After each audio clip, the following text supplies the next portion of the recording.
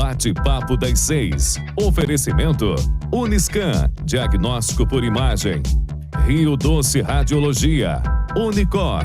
Conquiste e proteja seus bens com a Pagoto Corretora de Seguros e Consórcio. Seguro e consórcio de tudo para todos. Peça sua cotação.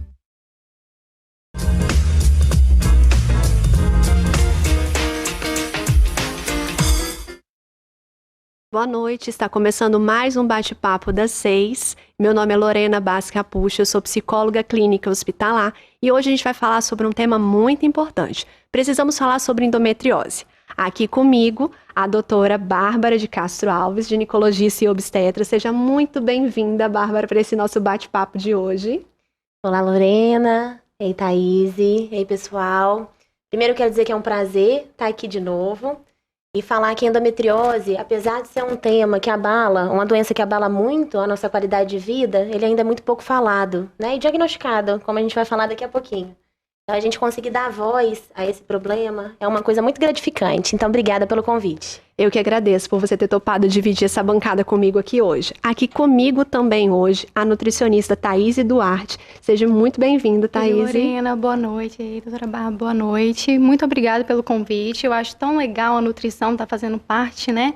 De não só da endometriose, mas agora de várias outras patologias, está sendo incluído, né, nos tratamentos, né? Muito bom. Muito obrigada por você ter aceito esse convite, tá? Então vai ser um prazer ter você aqui com a gente hoje. Muito obrigada. Para começar, gente, eu queria trazer uma reflexão, né? A endometriose pode afetar muito a qualidade de vida da mulher, né? E é a mesma, apesar de atingir de 10 a 15% das brasileiras, dados da Anvisa, a falta do diagnóstico é a principal barreira devido, né, a algumas questões que a gente vai estar conversando aqui hoje. Para falar um pouquinho sobre isso, né, eu quero começar o nosso bate-papo, Bárbara, te fazendo uma perguntinha. Você pode explicar para a gente? Eu sei que esses últimos dias a gente tem escutado muito esse tema sobre endometriose, né? A mídia trouxe a partir, né, de algumas discussões que teve nesses últimos dias. Então, mas a gente queria entender um pouquinho o que é a endometriose. Então, a endometriose é uma doença estrogênio dependente, uma doença crônica que afeta muito o paciente em idade fértil. Né? Então, ela é uma doença onde tecido endometrial, o endométrio é aquele tecido que recobre a parte de dentro do útero, né? Então, esse tecido ele está em locais fora do útero. Essa é a endometriose. De maneira geral, ela está confinada à pelve, mas a gente sabe que existem algumas localizações um pouco mais atípicas, mas possíveis também de serem cometidas por essa doença. Ok. Bárbara, a cólica menstrual é o principal sintoma da endometriose ou tem outras questões específicas que a gente pode falar num primeiro plano para dizer assim, tem endometriose, penso em endometriose a partir disso? Então, a dor da endometriose, a dor de cólica da endometriose, geralmente é aquela dor forte, cíclica de maneira geral, mas ela também pode ser acíclica, né? Cíclica que eu digo no período menstrual e que ela piora de maneira progressiva. Então, assim, essa é a queixa mais comum. Então, sabe aquelas pacientes, assim, que vêm da escola, não conseguem ficar na escola porque estão com cólica menstrual, ou saem do trabalho porque não estão aguentando de dor. Então, aquelas pacientes que tipicamente a gente pensa na endometriose, né? Então, a dor de cólica é o sintoma mais comum, mas também não é o único sintoma. A dor na relação sexual também é um sintoma muito comum, principalmente naquelas pacientes que têm endometriose próximo de vagina, de ligamento uterosacro, retrocervical, que é aquela parte de trás do útero. Também é possível aquela dor na relação sexual, que a gente chama de dispareunia de profundidade. E como a doença não é uma doença com padrão único, ela pode ter alguns outros sintomas. Por exemplo, o paciente que tem endometriose no intestino pode ter dor, sangramento no período menstrual por via anal. Paciente que tem endometriose em bexiga pode ter dor e sangramento via urinária no período menstrual. Paciente que tem endometriose em diafragma pode ter dor em escápula no período menstrual, né, por estímulo de um nervo específico, que é o nervo frênico, que está nessa localização. Então, assim, não são sintomas únicos, não é toda paciente que sente exatamente aquilo, né, mas existem alguns padrões de dor em alguns locais. E tanto que isso é interessante, assim, essa paciente que sente essa dor ser acompanhada por um profissional que entenda de endometriose para conseguir decifrar essas queixas dessa paciente. Perfeito. né? Acho que a gente ampliou o leque, né? A gente não falou só da questão da dor menstrual. Você falando, eu estava aqui lembrando, né? Eu costumo atender algumas mulheres, na verdade, grande parte quase das minhas pacientes hoje são mulheres com endometriose, né? E eu costumo falar assim que a grande queixa delas, apesar da dor, é essa não significação da dor, se é que eu posso chamar desse jeito. Porque elas falam sobre a dor e é como se essa dor fosse tratada, vou usar a palavra entre aspas, como uma frescura. Né? Eu não sei se você também escuta muito isso. É uma coisa simples. Não liga para isso que está acontecendo, né? Todo mundo tem. E aí, muitas vezes, o relato delas na clínica é exatamente esse. Eu não fui procurar ajuda porque todo mundo falava que era uma coisa normal. Porque era uma coisa que só eu. E aí eu acabo diminuindo a minha dor. E aí eu queria chamar a atenção para isso nesse primeiro momento, né? Eu costumo dizer que dor a gente não compara, a gente ampara. Ótimo. Né? Eu acho que essa é a palavra de ordem, talvez, do nosso programa hoje. Não vamos comparar dor, vamos amparar as nossas dores, né? Vamos entender, vamos compreender, né? Do que está tratando essa sua dor, né? Não menospreze, né? Vamos buscar essa ajuda, vamos buscar esse conhecimento. Nosso programa hoje é para a gente discutir, bater um papo. Conhecimento é fundamental. Então, eu queria trazer essa fala, né, Bárbara? Eu acho que isso também é muito importante, né? Não comparar essa dor, amparar essa dor dessa mulher. Porque, é claro, cada um tem uma dor e sente uma dor de uma forma diferente. Mas eu acho que esse talvez seja o primeiro passo, né, Bárbara? Com certeza. Com certeza. A dor, ela não tem que ser diminuída. Um caso, assim, que eu lembro que me marcou muito, foi uma vez que eu ouvi de uma paciente jovem, de 20 e poucos anos, que ela mancava no período menstrual. E além da dor de cólica, ela sentia essa necessidade de uso de muleta no período menstrual. E ela, num dos relatos dela, ela falou que na emergência falaram até para ela procurar um psiquiatra. Porque essa dor não era nada e que ela estava elucubrando. E, na verdade, o que ela tinha era endometriose em nervo ciático. Então, todo mês ela tinha esse estímulo, a doença, e todo mês ela sentia essa dificuldade de andar. Então, assim, a gente tem que valorizar, a gente tem que abraçar, a gente tem que acolher esse tipo de paciente, né? Perfeito, eu acho isso muito importante, né? Que essa nossa discussão hoje caminhe exatamente para abraçar esse paciente, né? Abraçar essa mulher, para que ela entenda que a dor dela importa. Né? Eu acho que a gente vai seguir bem essa conversa. E aí, trazendo um pouquinho agora a nossa nutricionista para essa conversa um pouquinho. Thaís, algum alimento causa endometriose? Não, não tem nenhum alimento que causa endometriose. Só que tem alimentos que influenciam, né, na inflamação do nosso corpo, fazendo que a doença, né, tenha um grande avanço. Então, a gente precisa sempre fazer um acompanhamento nutricional, né, fazer uma dieta anti-inflamatória, para ajudar no quadro clínico da doença, né, na melhora da doença. Ok, então nada que a gente coma tem essa correlação. Não. Perfeito. E, Bárbara, eu sei que esse é um assunto um pouquinho delicado, mas assim, por que ainda hoje esse diagnóstico é tão difícil? Então, eu acho que o primeiro ponto é esse que você falou, né? O não dar valor à queixa, não dar valor à dor. E eu não digo nem só da questão profissional. Às vezes a própria sociedade fala assim, mas eu tenho cólica e não preciso sair do trabalho. Por que você tá assim? Mas eu sinto dor todo mês, mas eu não preciso tomar remédio. Você é muito fresca, enfim, sua tolerância para dor é muito baixa. E aí essas pacientes, elas se recluem e acabam não se expressando por acreditar de fato que essa dor não é importante e que às vezes ela está aumentando, que às vezes ela está sentindo algo além do que ela necessariamente deveria sentir. E um outro ponto é que exame de rotina também não pega endometriose, né? Então ela vai no ginecologista por vezes referindo essa dor. O ginecologista pede um ultrassom geral, que tem as suas limitações devido até o próprio ultrassom mesmo, o próprio exame de imagem tem as suas limitações, e ela não faz esse diagnóstico, porque não é o ultrassom que faz o diagnóstico. Então, essa paciente, ela perdura com dor, acredita que a dor dela é uma dor só de cólica, e que a gente ouve às vezes assim, que quando menstruar, quando engravidar melhora, ou quando, enfim, tiver qualquer tipo de questão melhora, e a gente não sabe que não é exatamente assim, né? Pegando o gancho nisso que você falou, né? Como então fazer esse diagnóstico, Bárbara? Então, o diagnóstico, ele é feito sempre com a queixa, primeiro, né? A gente desconfia com aquela paciente que tem aquela queixa de dor mais intensa, uma dor no período menstrual, que vai aumentando de maneira maneira progressiva.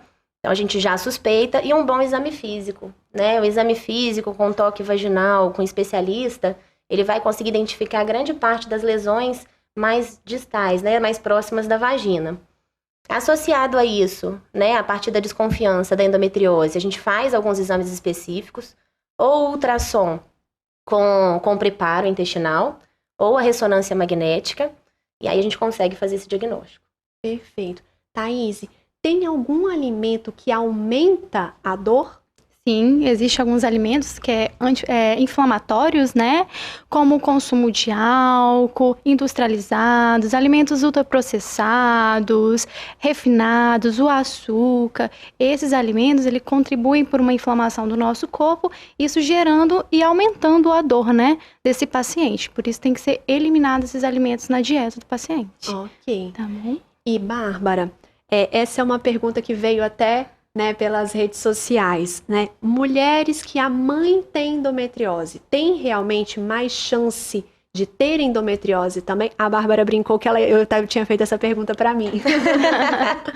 Mas não posso contar que foi durante consulta, né? Não, sim, tem. Paciente com um parente próximo que tem endometriose, principalmente mãe e irmã, aumenta a chance, aí dependendo da literatura, né, de 4 a 10 vezes a chance de ter endometriose. Então, essas mulheres são mulheres que recomendam a buscar um acompanhamento com um ginecologista mais cedo? Tem alguma coisa relacionada a isso? Ou a gente não tem? Como é que funciona isso, Bárbara? Com certeza. A mãe com diagnóstico, por exemplo, de endometriose, é interessante que essa paciente passe por uma consulta com especialista em endometriose, e aí tem a avaliação adequada, né? E a necessidade ou não de fazer a sua prevenção de maneira geral secundária, né? Ok. Thaís, a gente falou um pouquinho dos alimentos que aumentam a dor.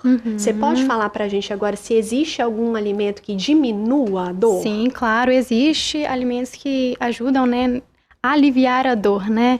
Os alimentos anti-inflamatórios, né, como a cúrcuma, açafrão, que é bem conhecido, as fibras, as frutas, as verduras, vitaminas ricas em vitamina C, complexo B, o zinco, o magnésio, alimentos ricos nessas vitaminas, né, nesses minerais, eles auxiliam muito na desinflamação do nosso corpo, e isso faz com que a gente diminui, né, essa sensação de dor da paciente.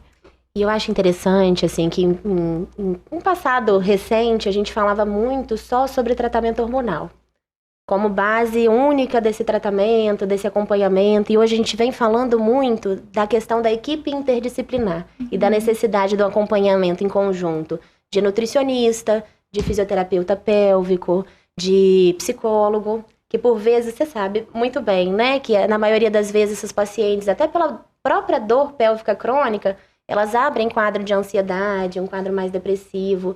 Então, eu acho fantástico dar voz a essa equipe interdisciplinar. E a gente tem uma resposta muito bacana. Muito positiva, né? Eu costumo falar até com os pacientes que a dieta anti-inflamatória é tão boa quanto o bloqueio hormonal. Verdade. Que uma boa dieta anti-inflamatória, ela dá um efeito, um alívio. A gente vê a paciente, assim, uns 5, 6 meses de dieta seguindo certinho, como melhora o padrão de dor dessa paciente.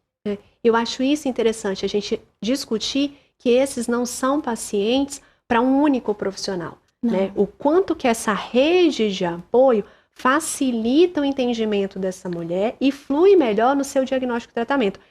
Na maioria das vezes, as pacientes que eu recebo, a grande questão é esse início do tratamento, né? Como é que chega até esse diagnóstico para tratar, se é que eu posso dizer dessa forma, né? Então, assim, os meses de angústia, né? Vai para um profissional, muitas vezes tem que trocar e ir para outro, né? Não encontra essa resposta e essa cólica que permanece, essa questão às vezes não consegue trabalhar, né? Às vezes não consegue ter uma vida, e aí às vezes vai falar, por exemplo, com um parceiro e tem dificuldade para falar isso.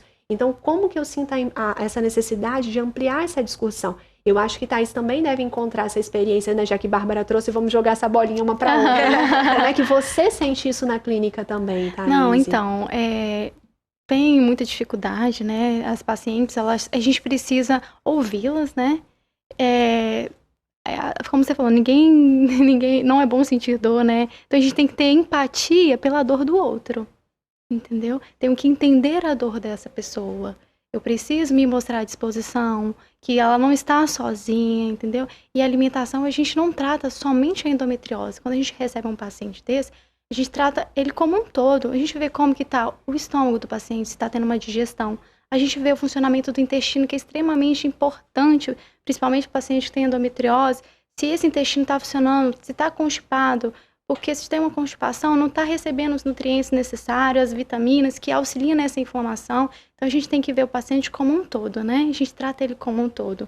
Perfeito. Acho que essa fala foi muito importante. E a gente vai continuar esse bate-papo no próximo bloco. E falando ainda um pouquinho mais sobre essa equipe multidisciplinar. Eu acho que a gente fecha esse primeiro bloco com aquela frase que eu trouxe no meio dele, né? Que dor não se compara, se ampara. A gente volta daqui a pouquinho para o nosso segundo bloco desse bate-papo que está sendo tão fantástico.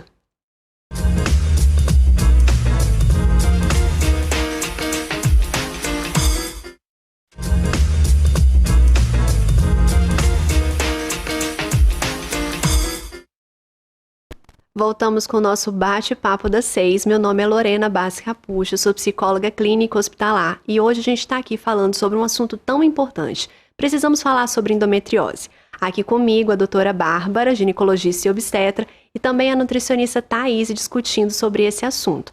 Nós vamos iniciar esse segundo bloco falando um pouquinho, voltando um pouquinho no assunto que a gente estava discutindo no primeiro bloco, sobre a importância da equipe multidisciplinar no tratamento dessas pacientes. Para isso, para ilustrar esse assunto, a gente vai ter a fala agora da nossa fisioterapeuta Tatiane. Vamos assistir juntos?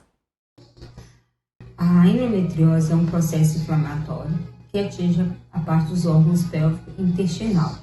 A fisioterapia ela atua na reabilitação da musculatura do períneo, não só do períneo, como também na região dos órgãos e também na parte intestinal. A gente vai trabalhar com a parte de analgesia, para diminuição da dor, em pacientes com dispareunia, mulheres que têm dor durante a cólica menstrual e a parte da constipação crônica, mulheres que têm uma distensão no abdômen, um desconforto devido à constipação. E a gente também trabalha para dar retorno na qualidade de vida para essas pacientes que têm um diagnóstico com endometriose. Muito obrigada, Tatiana, por ter enviado esse vídeo para a gente, por ter colaborado com a gente, trazendo esse assunto tão importante. Eu queria discutir um pouquinho desse vídeo com vocês, Doutora Bárbara falou um pouquinho dessa importância dessa equipe multidisciplinar e o papel da fisioterapia. Bárbara, como é que você vê isso? Então, não só da fisioterapia, quanto de toda a equipe interdisciplinar, É garantir a qualidade de vida dessa paciente. A endometriose é um desafio para todos, não só para o ginecologista. E eu costumo dizer que a fisioterapia me poupa muita cirurgia, Porque essa fisioterapeuta, na maioria das vezes, ela consegue dar qualidade em relação à qualidade sexual, com a diminuição da dispareunia que ela falou, que é essa dor na relação sexual. Diminui também algumas dores, não necessariamente só de cólica, Essas pacientes que têm muita dor crônica, por vezes elas formam algumas nodulações em vagina que podem causar dor na relação sexual, dor habitualmente. Então ela consegue trazer muita qualidade de vida para essas pacientes. Ótimo. Thaís, acabou que a Tatiana trouxe pra gente um assunto que você trouxe no primeiro bloco, que é a constipação. Sim, sim. E a nutrição, ela vem para auxiliar, o consumo de fibras, e o consumo de água também é extremamente importante, Porque não dá para consumir fibra também e não beber água, Senão aí vai piorar a constipação. Isso melhora muito, os sintomas de dor. Eu falo que às vezes as pessoas falam que o segundo cérebro está no intestino, Porque lá a gente tem alguns transmissores que ajudam bastante na sensação de melhora. Então o intestino tem que estar funcionando adequadamente. Ah, ótimo. Bom trazer essa fala, Acho isso importante. Quer acrescentar, Bárbara? E assim fica fácil pra mim, Você tá vendo, Ótimo. E, Bárbara, a endometriose pode provocar alguma alteração no fluxo menstrual? Pode. Como eu falei pra você, essa doença, ela não tem um padrão único, Então, em determinadas situações, esse fluxo ele pode ser aumentado, como, por exemplo, paciente com adenomiose, que é endometriose na parede do útero. De maneira geral, esse fluxo ele é aumentado, mas lembrando que isso não é mandatório para a gente desconfiar da doença, tá? É só mais um dos sinais possíveis. Entendi. E a gente pode falar em alguma coisa como prevenção? Tem como prevenir endometriose? Então, prevenção primária é um pouquinho mais difícil, né? Porque a gente não tem algum exame que nos diga que essa paciente ela vá ter endometriose necessariamente. Mas em relação à prevenção secundária, eu acredito que é muito do que a gente está falando, mudança de estilo de vida, um exercício físico diário, o acompanhamento com um bom nutricionista, com um bom fisioterapeuta, por vezes um psicólogo que tenha essa capacidade de entender e amparar essas pacientes com dor. Então é isso, a prevenção é mais mudança de hábito de vida. E o bloqueio hormonal para as pacientes que são sintomáticas, né, e que não têm o desejo, obviamente, de engravidar. Ok. Pegando esse gancho, o tratamento, Bárbara, o que a gente pode falar? Essa palavra tratamento estaria certa? Sim, a gente pode falar em tratamento para endometriose? Pode falar de tratamento, mas lembrando que a endometriose ela não tem cura. Acho que isso é super importante frisar isso. Ela tem controle. Então, assim, o tratamento, a gente tem algumas vertentes, né? Ele pode ser clínico ou cirúrgico. O tratamento clínico, ele visa principalmente melhora de sintoma, tá? E não de cura da doença. Então, a gente pode lançar mão de alguns progesterona específicos, né, para essa doença, ou os progestágenos em geral, as pílulas anticoncepcionais combinadas contínuas também é uma possibilidade. Tem algumas medicações hormonais um pouco mais específicas, né, que são os análogos de GnRH, que a gente usa de maneira pontual em alguns casos específicos, geralmente pré-fertilização, né, mas o tratamento clínico, de maneira geral, é mais com anticoncepcional contínuo, ou hormônio contínuo, associada à mudança de estilo de vida sempre a mudança de estilo de vida, né? Ou quando tem a sua indicação, o tratamento cirúrgico, né? Que a gente faz ou por laparoscopia ou por robótica, né? Que a laparoscopia e a robótica, elas dão um aumento na nossa visão e a gente consegue ressecar de maneira efetiva todos os focos de endometriose, tá? Lembrando também que tem muita gente que acha que o tratamento cirúrgico da endometriose é retirado do útero, né? E aí, assim, não adianta a gente tirar o útero sem tirar as lesões de endometriose, que essa paciente ela não tá sendo tratada de maneira específica, né? E assim, a gente pode muito bem retirar os focos de endometriose sem a retirada do útero, tá? Então, o tratamento cirúrgico é basicamente esse, retirada total dos focos de endometriose. Perfeito. Thaís, como é que a nutrição pode ajudar nesse tratamento da doença? Então, a alimentação ela é baseada, né, no tratamento em alimentos naturais, vitaminas, minerais, antioxidantes, anti-inflamatórios, né? Então, a alimentação vem com esse ponto positivo, né, no controle também, na ajuda do controle da endometriose. E para diminuir a alimentação, a gente ajuda a inflamação a diminuir a regressão dessa doença, o aumento, né, dessa doença. Então, a nutrição é fundamental também para poder ter uma melhora clínica no quadro de endometriose. Ok. Alguma dica de alimentação, alguma coisa que a gente possa dar exemplos para quem está em casa assistindo a gente? Nessa questão da prevenção, na questão do tratamento mesmo, já que a gente falou que prevenção, né, a gente já não está discutindo, a gente estaria discutindo o tratamento da doença. Sim, então, fazer uso e consumo de frutas, verduras, sempre alimentos, carnes brancas, peixes, que é rico em ômega 3, que é excelente, né? Fontes de gorduras boas, como o abacate, o resveratrol, que a gente encontra na uva, é um excelente antioxidante, que auxilia muito também. Então, esses alimentos têm que ser incluídos na alimentação dessas pacientes. Perfeito. Bárbara, vou brincar assim, verdade ou mentira? Me veio aqui na cabeça agora essa questão. Engravidei, não tenho mais endometriose? Nossa, não. Porque a gente escuta tanto isso. Não. Engravidou, você tem endometriose. Inclusive, tem algumas repercussões possíveis na gravidez, né? Em relação à endometriose. Por exemplo, paciente que tem endometriose aumenta a chance de ter placenta prévia, né? Existem alguns estudos que eles não batem o martelo, mas sugerem a possibilidade de aumento da possibilidade de parto prematuro, de restrição de crescimento. Então, sim, você tem a endometriose. A gente tem que pensar como uma paciente com endometriose para a gente poder fazer esse raciocínio clínico em relação a essa gravidez. Mas, na maioria das vezes, as pacientes com endometriose, elas têm uma melhora da dor desse padrão. Na melhora da dor do padrão... na melhora do padrão de dor. Da melhora do padrão de dor no período menstrual. Entendi. Então, assim, elas ficam menos sintomáticas. E como a gravidez é um estado que aumenta a progesterona, e a progesterona geralmente dá esse conforto em relação à dor a essas pacientes, é um momento mais tranquilo para esse tipo de paciente. E a menopausa, Bárbara? Cheguei na menopausa, a endometriose sumiu? Na verdade, ela diminui o estímulo, né? Como eu falei, a endometriose é uma doença estrogênio dependente. Então, se a gente diminui a produção de estrogênio, a gente diminui o estímulo a essa doença. Então, tem a resposta melhor, né?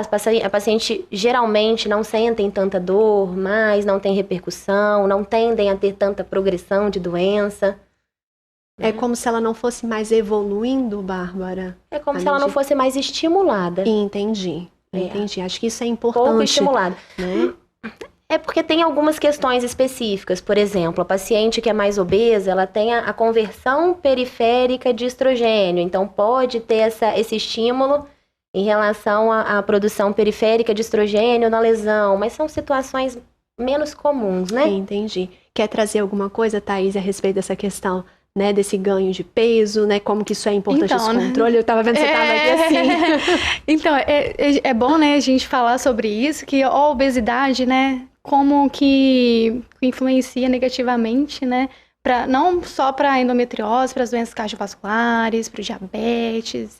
Então, a gente precisa fazer um controle de peso, né, extremamente importante, para a gente não ter pior em várias outras patologias. Entendeu? A obesidade é um assunto muito importante, tem que ser abordado, tem que ser tratado, é uma doença, entendeu? E ela gera outras doenças, piora as outras doenças. Então, é muito importante o controle desse peso, o acompanhamento desses pacientes com obesidade. E eu costumo dizer também, assim, é porque a paciente, ela não tem um perfil específico, como eu te falei, né? Então, tem algumas pacientes...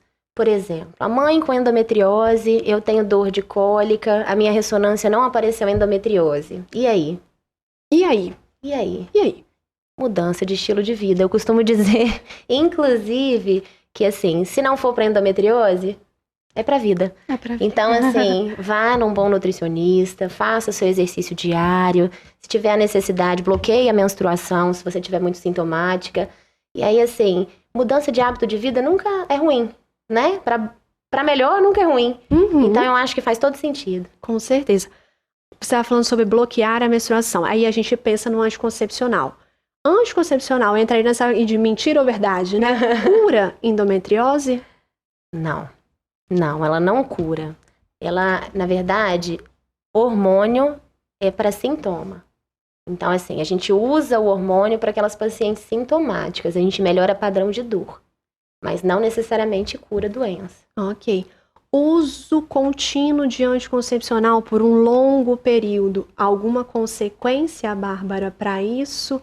Né, para essa mulher? Alguma contraindicação? Eu sei que tem casos e casos, cada paciente vai ser. Mas alguma coisa que a gente tenha que chamar a atenção? Ou hoje o caminho é esse para uma endometriose? Assim, a paciente que não tem contraindicação ao uso do anticoncepcional, não vai fazer muita diferença se a gente faz ele contínuo ou com a pausa. Ok. Tá?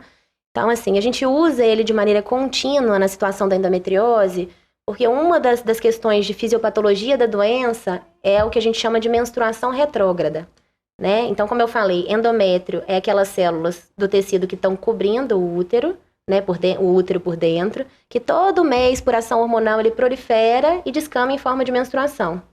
Uma porcentagem dessa população, ela pode ter essa menstruação normal e pela trompa, caindo aqui dentro da cavidade abdominal, e isso associado a uma questão imunológica, com dificuldade de combater essas células, podem formar endometriose. Então, uma das vertentes da fisiopatologia é essa. Então, com essa teoria, a gente procura fazer o bloqueio hormonal. Perfeito. Thaís, existe alguma dieta específica para a endometriose? Então, a gente sempre, de preferência, né, as pacientes com endometriose, uma dieta anti-inflamatória, né? Rica em minerais, vitaminas, ômega 3, o resveratrol, como eu tinha falado, excelente antioxidante. Então, a gente sempre inclui esses alimentos anti-inflamatórios, né? Para melhorar o quadro clínico do paciente. Ela é meio parecida com aquela dieta do Mediterrâneo, né? Muito falada. Porque, assim, a gente... consumo de carnes brancas, né? O ômega 3 está presente nos peixes. Então, os verdes escuros são excelentes. As castanhas são fontes de selênio. Então, a gente sempre indica essas dietas mais anti-inflamatórias para esse tipo de pacientes. Perfeito. Acho que isso é importante a gente frisar, né? A alimentação, a gente vem falando muito isso no programa, né? É um dos pilares, né? Então... E aí, o que eu vejo, assim, às vezes os pacientes falando assim, mas eu como direitinho, eu não preciso ir pro nutricionista. Só que o comer direitinho não necessariamente é o comer de maneira específica para melhora de sintomas de endometriose, sabe? Então, eu acho que necessita desse acompanhamento, sabe? Desses pormenores. São detalhes que fazem muita diferença. Perfeito. Você falou um pouquinho já sobre essa questão das cirurgias, né? Explanou um pouquinho pra gente. Quando é que essas cirurgias são indicadas? E quando indicadas, existe uma descrição de que alguma é melhor do que a outra, Bárbara? Você pode falar um pouquinho pra gente? Na verdade, a gente não costuma fazer esse tipo de cirurgia como cirurgia aberta, que a gente fala, né? Laparotomia. Essas cirurgias, o ideal é que a gente faça laparoscopia ou a cirurgia robótica. Porque, como eu falei, a gente tem uma ótica que aumenta a nossa visão e a gente consegue fazer essa ressecção de maneira adequada. E aí, você perguntou...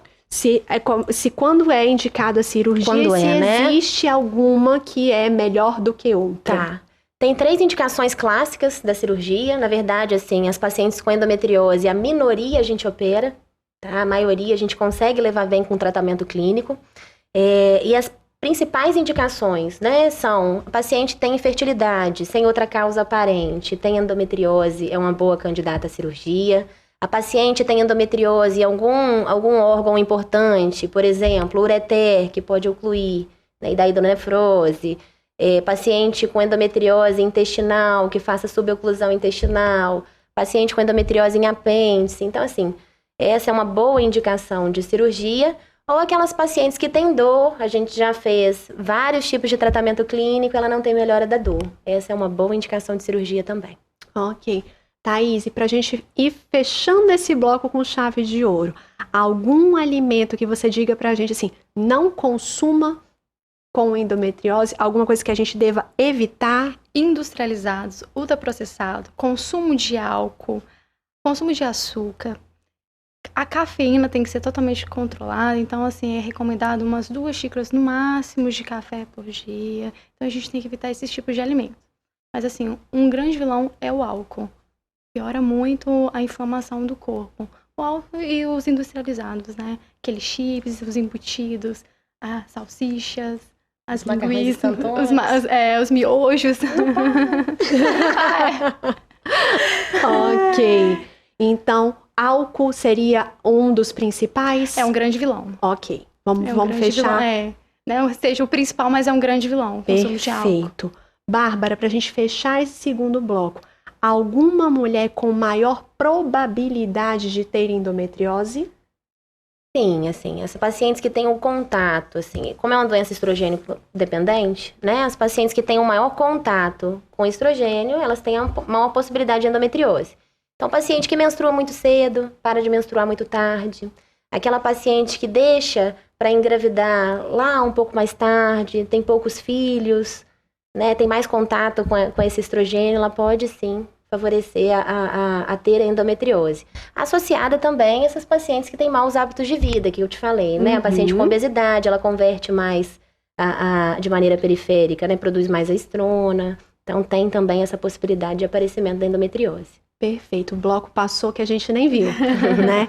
Vamos fechar esse segundo bloco, tá? Tá aparecendo na sua telinha o número do nosso WhatsApp, né? A conversa tá boa, tá fluindo. Se você tiver alguma dúvida, quiser mandar pra gente, tá aparecendo aí agora, manda suas perguntas que no último bloco a gente vai responder, tá bom? A gente vai para um rápido intervalo e já volta.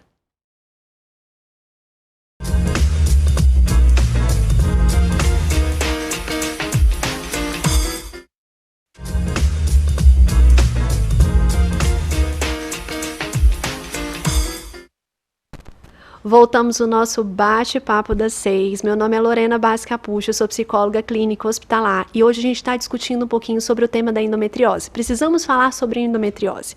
Dividida a bancada comigo, doutora Bárbara de Castro Alves, ginecologista e obstetra, e a nossa nutricionista Thaís. Para começar esse terceiro bloco, queria trazer um depoimento, né, para vocês, de uma paciente que passou, né, por essa experiência da endometriose, das cirurgias, de tudo aquilo que a gente estava discutindo no bloco anterior. O nome dela é Alice Fiorotti. A gente vai ouvir um pouquinho do depoimento dela. Meu nome é Alice, eu tenho 30 anos, sou médica e vim falar um pouquinho da minha história com a endometriose, né?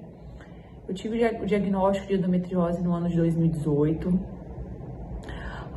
Dei uma entrada no hospital com um quadro de dor abdominal intensa, no serviço de urgência, né? Passei por alguns exames e tive uma suspeita de apendicite. A princípio, precisei passar por uma cirurgia naquele mesmo momento, com a suspeita de apendicite. E aí, quando foi abordada, viram que o que eu tinha não era apenas uma apendicite, e sim tinha já endometriose com focos no apêndice. E daí pra frente comecei a minha investigação da doença. Procurei um especialista e daí pra frente eu vi que minha endometriose não era apenas ali no apêndice, eu já estava com outros acometimentos de foco de endometriose, no intestino, no diafragma, borda do fígado. E assim, falando um pouco do meu quadro clínico, eu sempre fui uma adolescente, na minha época, meu período menstrual, com cólicas intensas, fluxo muito intenso menstrual. Já tinha procurado ajuda algumas outras vezes, mas é normal, essa cólica é normal, você menstruar tantos dias assim é normal, pode acontecer, e fui levando a vida com relação a isso. Nunca pensei no diagnóstico de endometriose a princípio. E aí eu só descobri mesmo porque eu precisei passar por essa cirurgia e na hora da abordagem cirúrgica mesmo, que foi visualizado ali os focos da doença. E no ano passado, precisei passar novamente por uma outra cirurgia, porque eu estava com vários acometimentos de órgãos importantes, então precisei operar novamente. E a minha maior preocupação é porque eu tinha uma lesão importante nos 2 ovários. E aí mexe com a gente, né? Porque a gente já logo pensa, meu Deus, meu desejo de engravidar, de ser mãe, onde que fica, né? A gente fica meio receosa, fiquei com muito medo. Graças a Deus, tive acompanhamento de excelentes profissionais, que me tranquilizaram. Alice, tem tratamento, a gente vai fazer a cirurgia, vai fazer o que for possível. E aí eu acabei operando no ano passado, em maio do ano passado. Congelei meus óvulos antes da cirurgia, já que eu ia precisar mexer nos 2 ovários. Operei em maio e em setembro fui presenteada com uma baby, engravidei, fiz tratamento, engravidei. Hoje minha neném tem 50 dias. Foi uma gestação super tranquila. E assim, o que eu acho importante deixar para as mulheres e contar do meu relato, busquem ajuda. Então, se você tem essas cólicas intensas, busque ajuda o quanto antes. Não espere acontecer comigo, que quando eu cheguei para buscar ajuda, eu já estava num grau muito avançado da doença. Então, a minha cirurgia foi super extensa. Precisei tirar uma parte do intestino, mexer nos 2 ovários, precisei mexer no diafragma, tirar lesões. E graças a Deus correu tudo bem, né? Mas assim, se eu tivesse tido o diagnóstico antes, talvez não estaria no grau que estava, né, quando eu operei. Busque profissional para tentar achar o diagnóstico, realizar o tratamento adequado para você, e que não avance, né? Não deixe a doença progredir mais. Busque o atendimento para você ter o diagnóstico precoce. E é isso. Que bacana o relato dela, né? Acho que ela ilustrou bem o que a gente estava conversando até agora, né? Bárbara, o caso dela é o comum da endometriose ou é a exceção da endometriose, né? Ela falou desse acometimento de tantos órgãos, né? Não, assim, graças a Deus, a maior possibilidade é de menos acometimento, né? O acometimento da doença de Alice era muito extensa, chegava até diafragma. Né? Na maioria das vezes ele está confinado em útero, de maneira não tão incomum no intestino, né? Mas de maneira geral são doenças menores. Ok. Thaís, quer acrescentar alguma coisa ao vídeo? Somar aí alguma coisa do que ela disse pra gente? Então, bem bacana, né, que a gente estava falando sobre a gravidez, né, e ela conseguiu ter a baby dela, e a gente fica muito feliz, né, com isso, que é possível, né, ter uma gestação também, bem bacana isso. Vamos falar um pouquinho sobre isso, Bárbara? Vamos trazer esse gancho a respeito dessa questão da gestação, né? Depois a gente tem um vídeo, uma fotinha, eu acho, né, da bebê dela, do parto. Passou? Ah, aí, ó, tá aparecendo aí pra gente agora a fotinha do parto dela, que foi com você, né, Bárbara? Foi.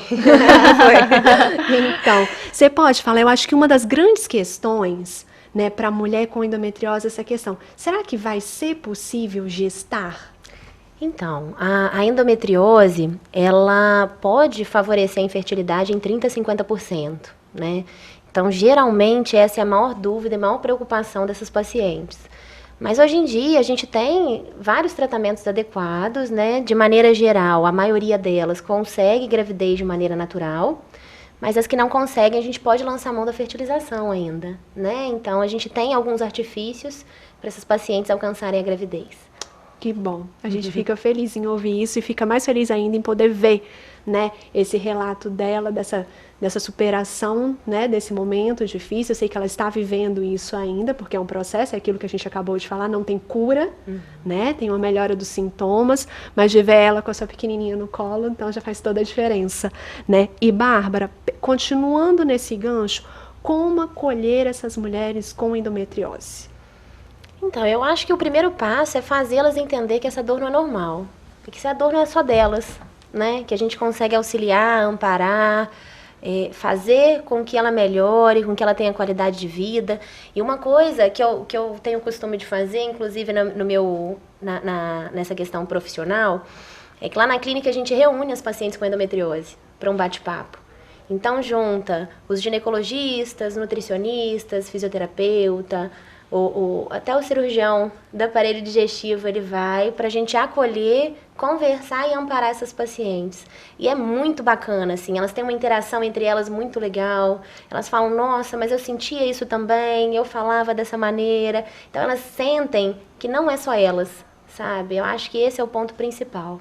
Esse acolhimento, né? Esse sentir pertencente, não é só comigo, né? Então acho que isso é importante, né? Eu vou puxar o gancho um pouquinho agora para psicologia, pode? Claro. Né? Essa busca pelo acompanhamento psicológico após o diagnóstico, né? Eu acho isso de fundamental importância, ressignificar essa dor, porque como a gente disse no primeiro e no segundo bloco, são mulheres que por muitas vezes passam anos, né, camuflando muitas vezes essa dor, né, não sendo ouvidas, não dando significado para ela, né, muitas vezes até diminuindo a sua própria dor para não falar, né, porque às vezes são impedidas de uma maneira geral de falar sobre essa dor. Ah, essa cólica é normal, né, todo mundo tem, né, então o quanto é importante ressignificar essa dor, dar lugar e voz para ela também, né, e entender, né, esse processo, entender o tratamento, né, entender como conviver, né, com essa patologia. Eu acho que isso é muito importante. Então ficaria esse ponto, né, esse ganchinho de hoje, né? Busque o acompanhamento psicológico, busque entender, ressignificar essa dor, porque sentir dor não é normal. E por muitos anos ainda é mais frustrante ainda, né? Perfeito. Eu tive uma paciente há umas semanas atrás que ela falou, poxa, mas por que ninguém nunca desconfiou? Ela tinha uma queixa de dor para evacuar, ela não conseguia evacuar de tanta dor no período menstrual. E ela foi em diversos profissionais e ela veio para mim por uma outra causa, na verdade, não era nem no intuito de fazer diagnóstico de endometriose. E aí a gente conversou, eu a examinei e de fato ela tinha endometriose uterina, ovariana, intestinal. E ela falou, nossa, eu passei tantos anos à procura dessa resposta e por que ela só veio agora? Né? E aí, assim, na literatura está escrito isso, que o diagnóstico ele demora por volta de 10 anos para acontecer, do início dos sintomas. Então, é uma longa caminhada de dificuldade, né? De piora da qualidade de vida. Perfeito. E aí, Thaís, e pegando um pouquinho, né, dessa questão da qualidade de vida, né, como é que lidar com o medo dessas pacientes quando a gente fala em relação aos alimentos, né, o que como, o que não como lido, como não lido, como acolher esse medo, Thaís? Então, primeiro eu preciso ouvir essa paciente, né? Depois ter empatia com essa dor. E mostrar para ela que a alimentação, os hábitos alimentares, vai melhorar essa qualidade de vida, vai trazer grandes benefícios para ela. Entendeu? Então, a gente mostrando isso, mostrar para ela que ela não está sozinha nessa caminhada. Entendeu? Que nós estamos aqui à disposição, que estou sempre à disposição. Ai, é muito difícil ter pacientes que não comem alguns tipos de alimentos, tentar adequar esses alimentos do que ela come, lógico, de uma forma saudável, porque assim, tem alguns alimentos que vão ter uma restrição muito grande. Ai, eu não quero comer isso, eu não posso, mas vamos tentar? Vamos fazer uma tentativa para ver se você vai se sentir bem? Então, a gente tem que pensar nisso. Tentar abrir, assim, uma visão para o paciente que aquilo vai melhorar a qualidade de vida dela. Porque se vai melhorar, ela vai querer aderir àquilo. Então, é extremamente importante a gente pensar nisso. Deixar o paciente também demonstrar o que ele gosta. Porque obrigar a pessoa a comer alguma coisa é muito difícil. Entendeu? Mas mostrar para ele que aquilo vai trazer grandes benefícios, então vou experimentar, entendeu? Isso é muito bacana com a nutrição, e a nutrição é muito importante no tratamento da endometriose. E eu acho que o mais interessante também é não levar como dieta, né? Como dieta. Como mudança de hábito, isso, na verdade, não exatamente. como dieta. Porque dieta é uma coisa que a gente constrói de maneira temporária para depois se libertar. Exatamente. Essa mudança de hábito é fundamental. E parece que a gente fica muito restritiva quando a gente faz dieta, né? Então, mudanças de hábitos alimentares. Isso. E eu costumo falar até para os pacientes que têm indicação de cirurgia. Não adianta eu te operar para você comer industrializada depois, para você ficar sedentária depois. Porque aqueles microfocos, né, remanescentes, eles podem ser estimulados, né? Então, eu acho que é toda uma construção de mudança de hábito. Acho que é esse o ponto. O bate-papo fluiu, tá aqui, já estou aqui olhando, tá quase encerrando. Só para a gente fazer as considerações finais, alguma coisa a ser acrescentada que a gente não tenha. Eu sei que a gente não falou sobre tudo, né, Bárbara? Nós gostaríamos, né, Thaís? Mas assim, alguma consideração final a ser feita? Eu acho que principalmente, assim, é dar o recado para você, mulher que sente dor de cólica, que a relação sexual não é uma relação prazerosa por conta de dor, que você procure ajuda. Que é possível a gente ter qualidade de vida. Perfeito. Thaís, quer fazer alguma consideração final? Sim, então, eu acho extremamente importante mudar, né, qualidade de vida, de hábitos alimentares, práticas de atividade física, incluir a nutrição, não só na endometriose, em outras doenças também. E assim, hoje o nosso mundo, né, com esses industrializados, está ficando muito difícil, falta de tempo, né, de poder fazer uma alimentação, mas a gente precisa se alimentar melhor. Perfeito. Bárbara, muito obrigada por você ter aceito esse convite, por ter dividido mais uma vez essa bancada comigo, né, e a gente ter falado sobre esse assunto tão importante. É preciso falar sobre endometriose. Com certeza. Obrigada a você, Lorena. Thaís, muito obrigada por ter eu agradeço. aceito. Foi um prazer te conhecer pessoalmente. É verdade. Perfeito. Algum agradecimento extra? Beijinhos, qualquer coisa para encerrar? Não tem ninguém em casa esperando, não, Bárbara? Meu filho, né? Você quer que eu dê um beijo pro meu filho de novo? Meu filho, mamãe te ama. Não podemos deixar, né? Encerrar o programa sem beijinho. Queria fazer 2 observações finais para a gente encerrar esse programa, né? Hoje é dia do pediatra, né? E eu queria deixar aqui esse agradecimento a todos os profissionais que ao longo desses quase 12 anos de vida, né, de profissão, eu tendo a honra de acompanhar, trabalhar junto, dividir todos os dias, né? Então, assim, a todos os pediatras, um fraterno abraço, né? Um desejo de muita luz e sabedoria sempre. E queria fazer aqui hoje uma observação especial. Eu tive um pediatra que para mim foi muito importante, o Dr. Marco Aurélio.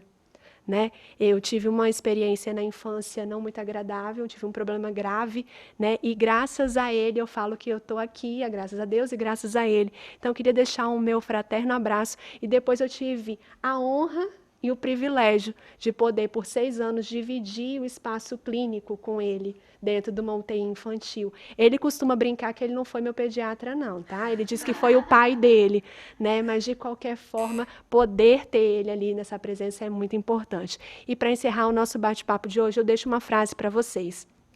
Podemos não ter chegado aonde desejamos, mas já travamos várias lutas e, mesmo abatida por alguma, estamos nós aqui dispostas a só sair do campo de batalha quando vencermos a guerra. Uma mulher forte é aquela que não desiste de si. Uma abençoada noite para todos. Até o nosso próximo encontro.